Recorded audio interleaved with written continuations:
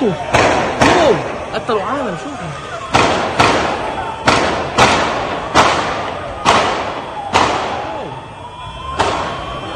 شكل جوا بس اللي قتل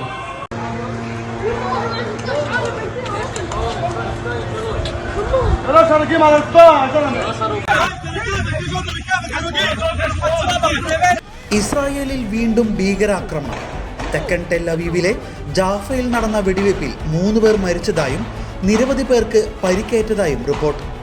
നഗരത്തിലെ ജെറുസലേം സ്ട്രീറ്റിൽ light railway സ്റ്റേഷന് സമീപമാണ് സംഭവം റിപ്പോർട്ട് ചെയ്തിരിക്കുന്നത്. കുറഞ്ഞത് 4 പേർക്ക് ഗുരുതരമായി പരിക്കേറ്റിട്ടുണ്ടെന്നും 10 പേരെ വെടിവെച്ചെന്നുമാണ് റിപ്പോർട്ട്. ജാഫയിലുണ്ടായ വെടിവെപ്പ് ഭീകരാക്രമണമാണെന്ന് പോലീസ് പറഞ്ഞു. AK-47 M16 തോക്കുകളും ഉപയോഗിച്ച് ഭീകരർ കണ്ണിൽ കണ്ട സാധാരണക്കാരെ വെടിവെക്കുകയായിരുന്നു.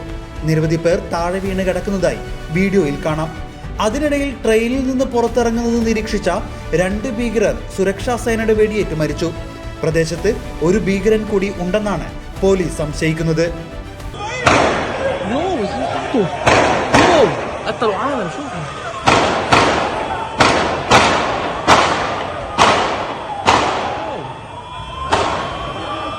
جوا بس اللي قتل